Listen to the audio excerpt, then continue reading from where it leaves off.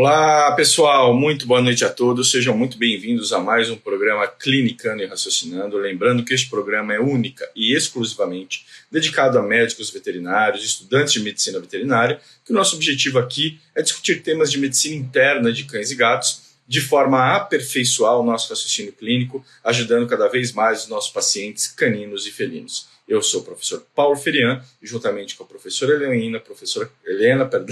professora Heloísa e professora Carolina, compõem a equipe da Raciocínio Clínico Veterinário Experts. Pessoal, hoje é dia de mentoria ao vivo, né? Bora discutir um caso clínico, então. Jamile, cadê você? Tá por aí? Olá, Jamile, boa noite, tudo bem? Olá, boa noite, tudo bem? Já fala de onde, Jamile? Santo Antônio de Jesus, Bahia. Santo Antônio de Jesus, Bahia. Seja muito bem-vinda, muito obrigado pela sua participação aqui no nosso programa Clinicando e Raciocinando, tá? Desde já agradeço aí por ceder o caso da sua cachorra, né? Eu vi que não é paciente sua, é sua cachorra, né? É minha cachorra. Bacana, muitíssimo obrigado, seja muito bem-vinda. Como é que ela chama, Jamile? Bela. A Bela. Quantos anos ela tem? 12 anos. Que raça? Labrador. Labrador de 12 anos. Eu já atendi um labrador de 12 anos, né? Eles estão, graças a Deus, vivendo cada vez mais. Aí conta para o pessoal, então, Jamile, o que a Bela está apresentando? Vamos lá, vou fazer que nem eu faço com o cliente, hein? Vamos lá, desde o começo até quando ela estava perfeitamente normal e como é que começou todo o problema dela. Tá. Boa noite, pessoal. Então, Bela, a gente descobriu há 3 anos que ela é cardiopata, ela tem cardiopatia dilatada. E já faz uso de vários medicamentos. E aí, então, 3 anos sem ter episódios de síncope. E quando começou esse episódio de miocardiopatia dilatada, que sintomas que ela apresentou? Ela teve algum sintoma ou foi exame de rotina? Ela, depois de 3 anos, sem ter nenhum problema, ela começou a ter um lacrimejamento nos olhos. Não, mas, Jamile, lá, há 3 anos atrás, quando você diagnosticou... Está me ouvindo bem? Agora eu tô. Lá, 3 anos atrás, quando você fez o diagnóstico da miocardiopatia dilatada, o que ela tinha? Foi um exame de rotina ou ela tinha algum sintoma? Tinha. Ela tinha várias crises de síncope, começou a ter perda de peso, ela teve ascite, Foi bem sintomática, teve sintomas... Foi bem sintomática. Isso. Perfeito. Aí, e hoje, atualmente, ela toma Pimobendan, Enalapril e Spironolactona, correto? Correto. Furosemida ela não toma? Não, suspendeu. Tomava, no início da crise. E aí a gente conseguiu 3 controlar. anos estável, né? Estável. Aí ela pegou carrapato. Ela teve carrapato. Aí depois de mais ou menos uns 2 meses, ela começou a lacrimejar e teve uma crise de síncope. Como todo ano eu faço o ecocardiograma, o check-up cardiológico dela, eu levei na cardio. E eu relatei que ela teve esse carrapato. Fiz o exame check-up e não tinha nenhum problema. Tinha ascite, não tinha líquido no pulmão, não tinha nada. Aí a cardio fez, faça um exame de rotina. Aí eu fiz o hemograma bioquímico e aí eu comecei a ver as alterações. Vamos lá. O primeiro hemograma que eu tenho, acho que é de setembro, né? De 2021. É isso? Acho que sim. E o que ela apresentava nesse hemograma? Ela apresentava uma discreta anemia, uma leucopenia e uma linfopenia. Daí a gente resolveu fazer sorologia. Estou abrindo aqui os exames. E aí? E nessa sorologia deu reagente para as 2 doenças, Babés e Ehrlichia. IgG? IgG. Tá. Deixa eu abrir aqui o hemograma dela de setembro para situar o pessoal. Bom, e aí? Vai contando aí. E aí, como ela não tinha aquelas sintomologias clínicas graves, de perda de peso, parar de comer, ela não ficou apática em momento algum, eu resolvi tratá-la com homeopatia durante 15 dias e repetir e repetiu o hemograma. Então, eu vi que piorou. Além da anemia, persistiu a anemia, a linfopenia, a leucopenia e agora apresentava trombocitopenia.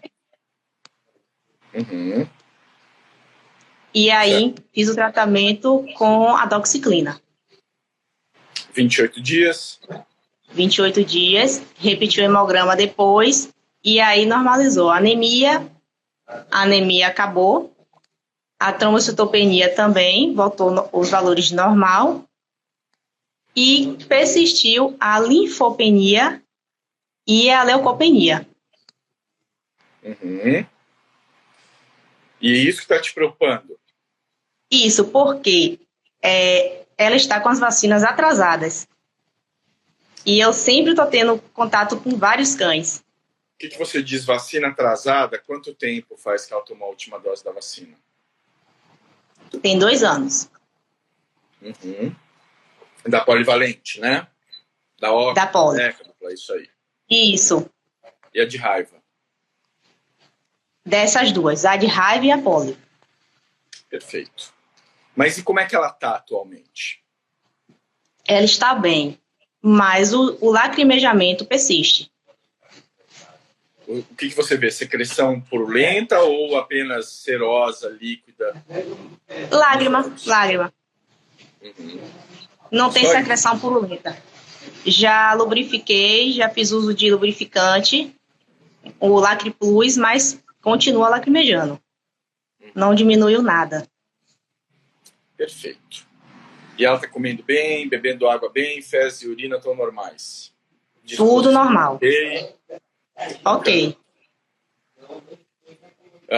O pessoal está perguntando aí algumas coisas. Vamos lá, vou responder agora que a gente já tem o panorama geral. Então, pessoal, só para a gente recordar aí, nosso paciente, a Bela, labradora, 12 anos de idade, diagnóstico de miocardiopatia dilatada há 3 anos, medicada com pimobendan, espironolactona e inibidor de ECA, o enalapril, estável no período de 3 anos, sem sintomatologia. Revisão recente feita com o cardio não mostrou alterações importantes, não havia efusão abdominal. Você fez o eco de novo? Fiz o eco. Mesma coisa que estava anterior, né? Nada de novidade, sem líquido pericárdico e tal. E teve um episódio de síncope recente, mas só um isolado, e na verdade foi mais um achado hematológico, caracterizado aí por linfopenia, uma leve anemia, tinha tido carrapato, sorologia positiva para babésia, foi tratada com doxiciclina. Então vamos debater o caso. Vamos lá. Olha lá, estou com o primeiro exame aqui na tela, o exame dela de 8 de setembro. O hematócrito dela está com 34%, uma anemia bem discreta, né? Não tem aqui a contagem de reticulócitos, não dá para a gente inferir nesse momento se ela é regenerativa ou não, mas ela é normocítica e normocrônica e bem discreta. Leucograma, 4.500 leucócitos, sendo que neutrófilos estão normais e os linfócitos estão em 855. O normal é no mínimo 1.000. Então, uma linfopenia bem discretinha. Ali é um valor superior e as plaquetas normais. Isso foi em setembro. Tá? Aí tem alguns outros hemogramas aqui. Só descer a tela aqui.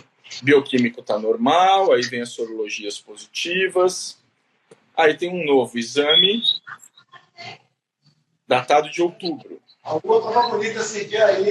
Esse exame de outubro, ela persistia com 33% de hematócrito, neutrófilos normais, a leucopenia por linfopenia. Os linfócitos estavam em 855, estavam em 182, um pouco mais baixo, e plaquetas 188.000. Então, um pouco abaixo da normalidade, se você considerar o valor de referência de 200, porque alguns laboratórios consideram como valor de referência 150.000. Então, nada que assuste nesse momento. Uma anemia discretinha, né? Nada de muito grave nesse momento. E acho que tem mais um terceiro hemograma. Deixa eu baixar aqui a tela. Esse depois do tratamento, com a doxiciclina. Esse eu acho que eu não tenho ele aqui. Você tem ele aí? Tenho.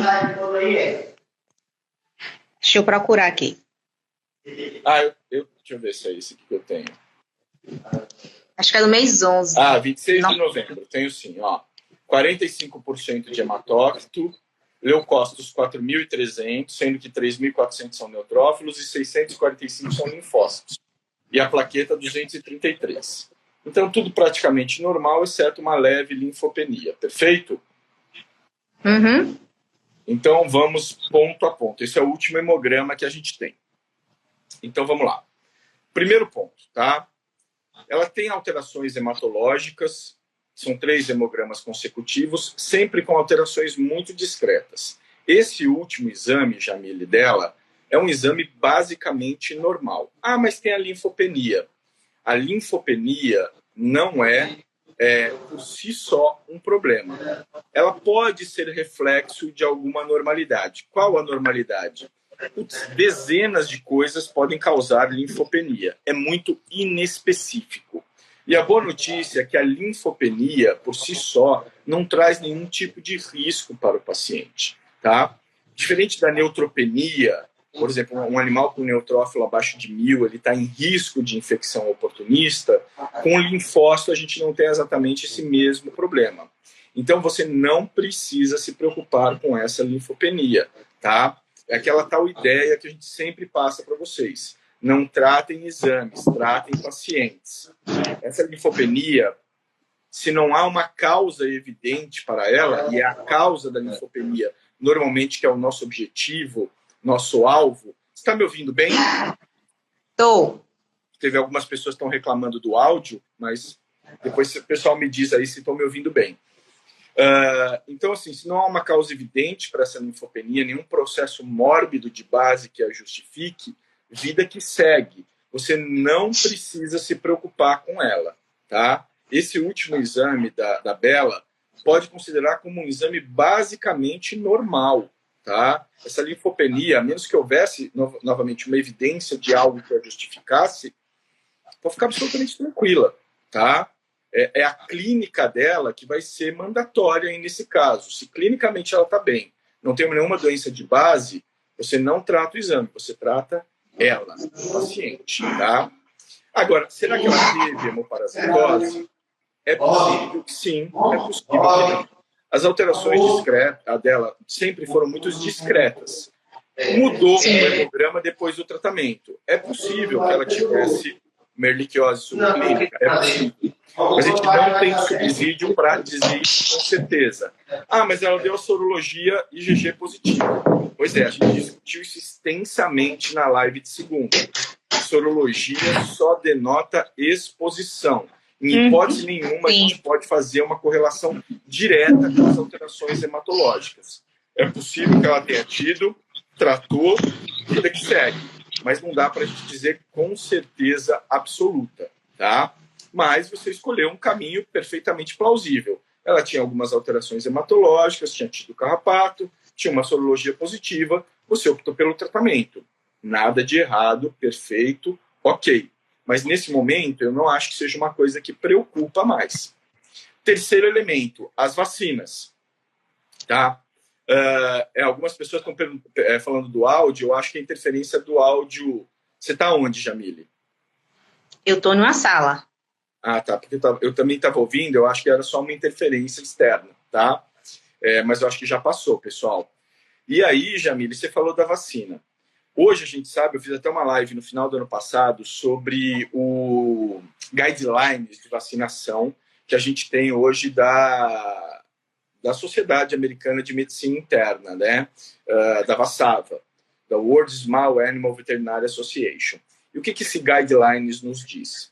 Que o intervalo mínimo para a gente realizar a vacina óctupla ou décadupla deve ser de 3 anos, porque a gente sabe que, no mínimo, a imunidade dura 3 anos, tá? E, em alguns casos, a gente sabe que dura até muito mais do que isso.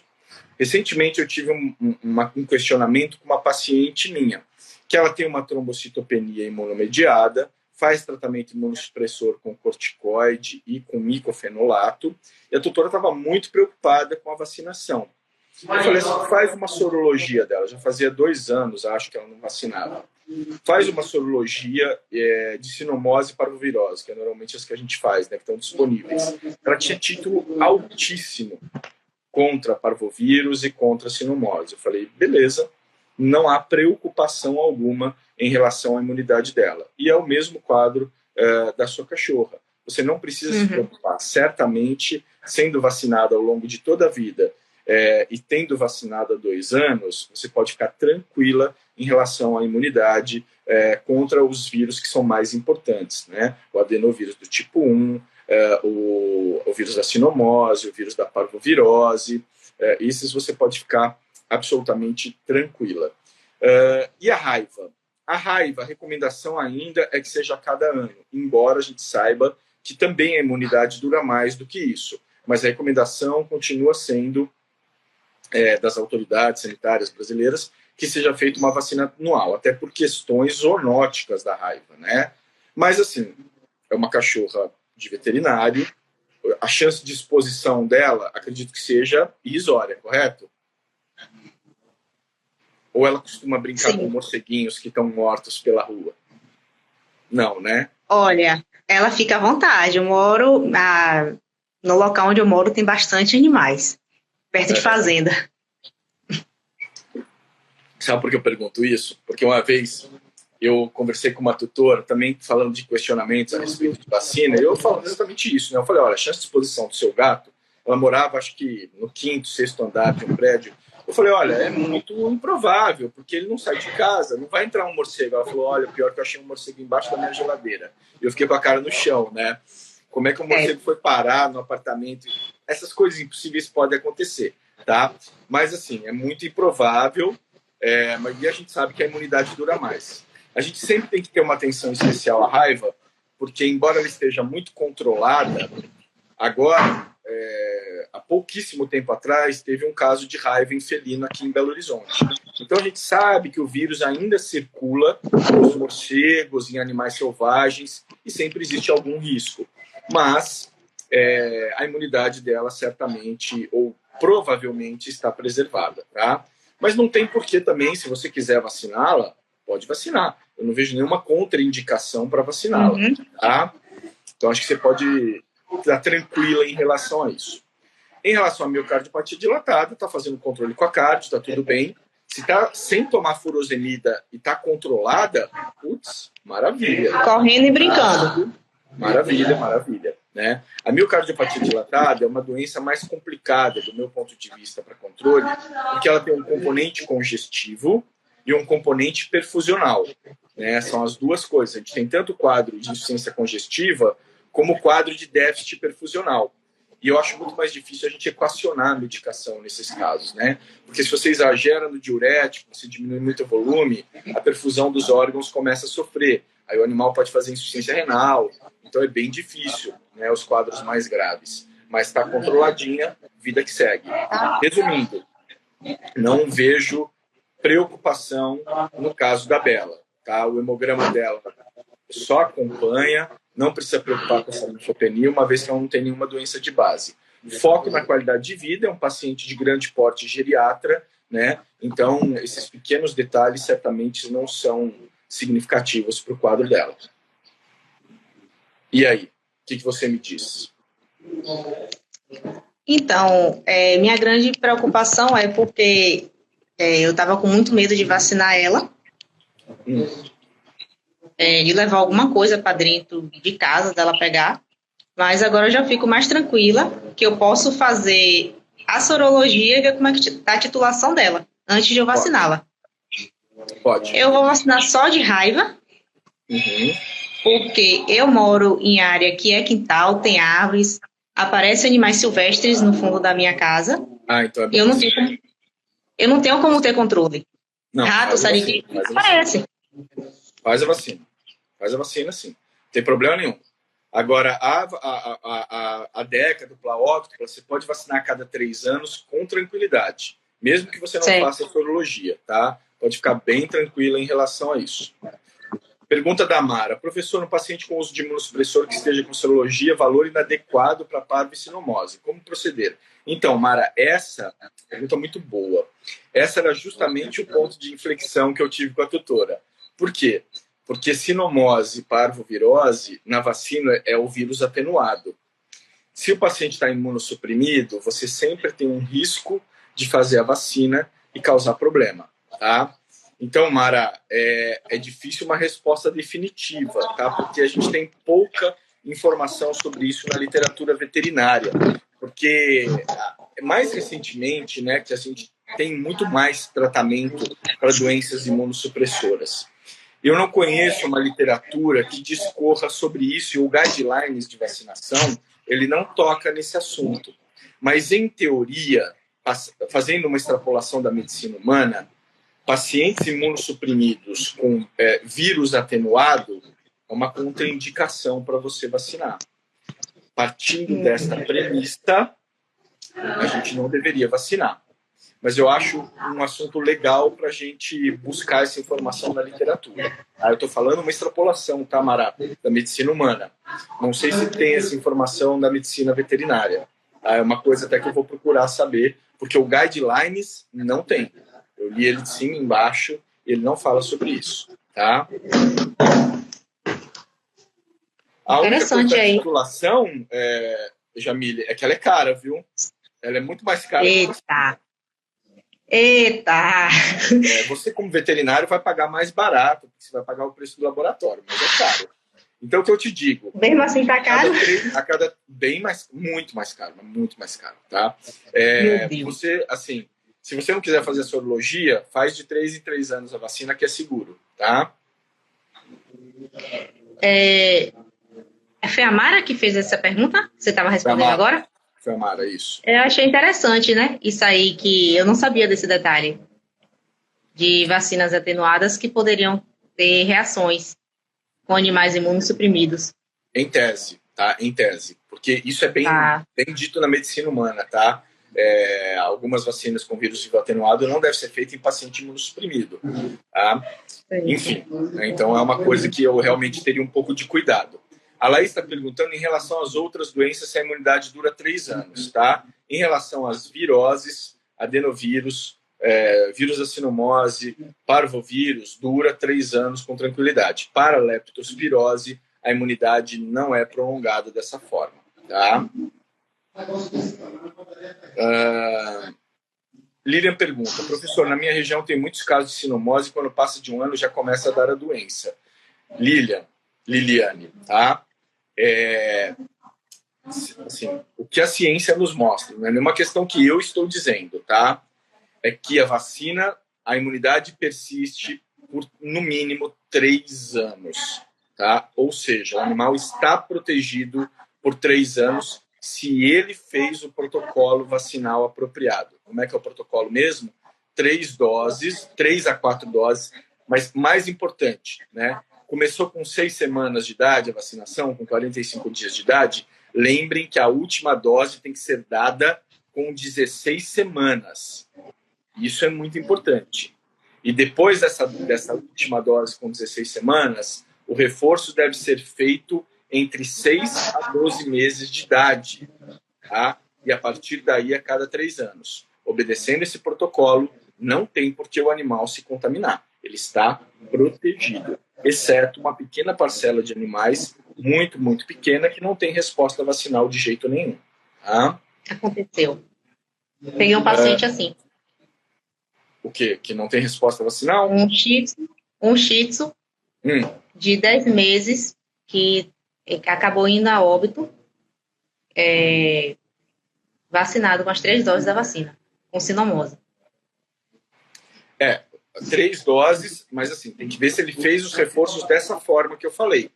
Se a última dose foi com 16 semanas e se ele tomou esse primeiro reforço entre 6 a 12 meses. Tá? Isso é muito importante. Claro. Ele tinha 10 meses. Ele iniciou com 45 dias, a primeira dose, fez a segunda, fez a terceira. Mas fez a segunda e terceira, qual foi o intervalo entre as doses? 21 dias. Então, ele tomou a última dose antes das 16 semanas. 45 dias, aí ele fez 21 dias. Ele tomou com 66. Mais 21 dias, ele tinha 87 dias de vida. Tá? Ele não tinha 16 semanas. Ele não tinha 4 meses. Isso é uma falha. tá? Então, é isso que às vezes... Eu também, no passado, eu fazia esse protocolo, tá? Mas o Guidelines é bem claro. A última dose tem que ser com 4 meses, 16 semanas de idade. 4 meses. Então, qual é o ideal da gente iniciar? Pode iniciar com 45 dias, mas nesse caso você teria que dar a 4ª dose. Ah, ok. Entendi. Entendeu? Entendi. Não. Aí tem um monte de perguntas. Um caso, o paciente acabou de tomar vacina para a sinomose e começa a apresentar sinais semanas depois da vacinação. Pode ser por conta da vacina? Não. Improvável, tá? É muito mais provável que ele tenha se contaminado. Um paciente imunocompetente, tá?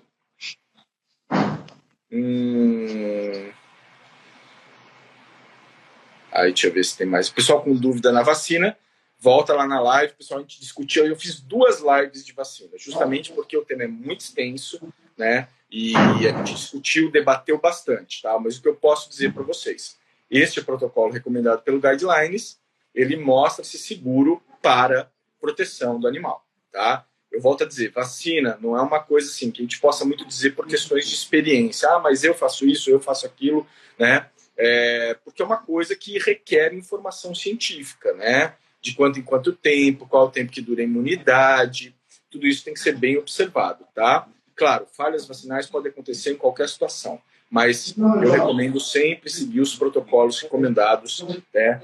No mínimo pelo fabricante. Lembrando que no Brasil o fabricante ainda recomenda fazer de ano em ano. Se você for fazer a cada 3 anos, tem que fazer um termo de consentimento esclarecido, tá? Deixa eu ver se tem mais perguntas. O pessoal está falando da leptospirose, etc. A gente debateu isso, né? Leptospira, a imunidade não dura 3 anos, evidentemente, né? Existe vacina separada para leptospira, mas depende da exposição, né, pessoal? Não é para sair fazendo vacina de leptospirose em todos os cães. A gente tem que avaliar qual é o risco para o nosso paciente de ter exposição à leptospira, né? Isso é importante. Tem animais que têm baixíssimo risco. Eu vou vacinar a minha cachorra, a Ray, que fica dentro do apartamento, né? Não tem exposição nenhuma para leptospira a cada 6 meses a 1 ano. Não faz sentido, tá? Não faz sentido. É a mesma coisa da medicina humana. Não é todo mundo que vacina. Vacina aquelas pessoas que foram expostas, tá? Estou falando de diversas doenças. Algumas, né? Beth Arraio do Cabo. Professor, qual é o efeito colateral da vacina atenuada em pacientes com uso de imunossupressor?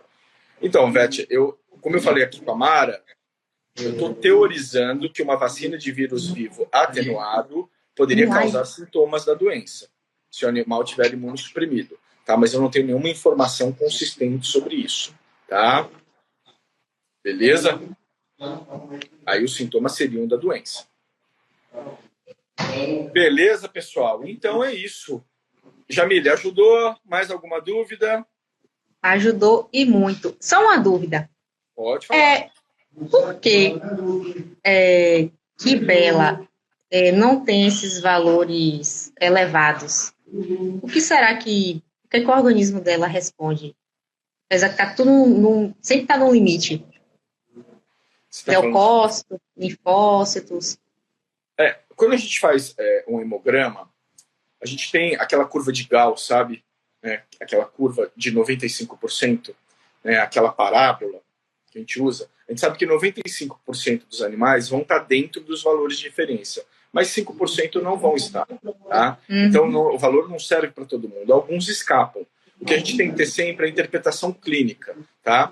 Eu já atendi pacientes leucopênicos no meu ambulatório que são referenciados por causa de leucopenia, mas são leucopenias que não oferecem nenhum perigo para o paciente. E o que eu faço, em geral, é um acompanhamento clínico, tá? Porque aquilo muitas vezes é do próprio animal, sem que traga nenhum problema para ele. Tá? Diferente, por exemplo, de uma neutropenia de 800.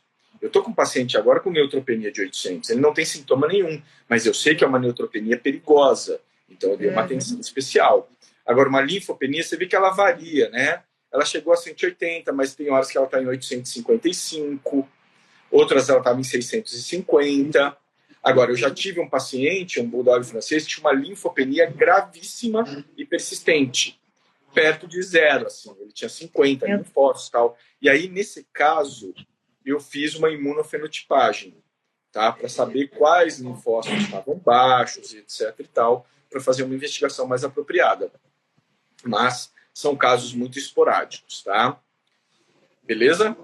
Beleza. O Lucas está perguntando como é que é o diagnóstico de miocardiopatia dilatada. Além do histórico, exame clínico, paciente de grande porte, né? A ausculta é muito importante. Em geral, a gente ouve aquele barulho de arritmia muito importante, né? Frequentemente relacionado à fibrilação atrial. Aquele... Quem ouviu uma vez nunca mais vai esquecer, né? O exame padrão ouro é o ecocardiograma, tá? Ele define o diagnóstico. O raio-x em geral mostra o coração globoso. E a minha estava discreta. Eu imaginei, com esse tratamento... Eletronormal. Eletronormal. Ótimo. Só diagnosticamos no ecocardiograma. A Gabi pergunta de quanto em quanto tempo indica check-up com exames de sangue. No animal geriatra, em geral, 6 meses. 6 meses a 1 ano, dependendo da condição clínica do paciente, tá? Deixa eu ver aqui. O pessoal, acho que estava conversando sobre uma questão de leptospira, eu perdi aqui.